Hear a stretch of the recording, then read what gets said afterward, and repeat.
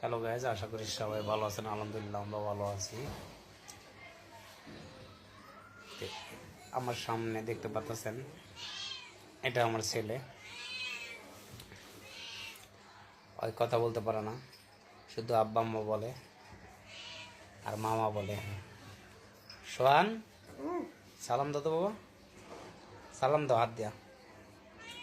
হয় আপনাদেরকে সালাম দিছে, আর সালামটা গ্রহণ করবেন।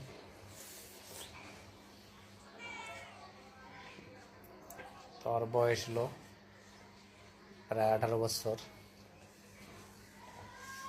এমনি হাঁটতে চলতে পারে, কোনো কাজ কাম করতে পারে না।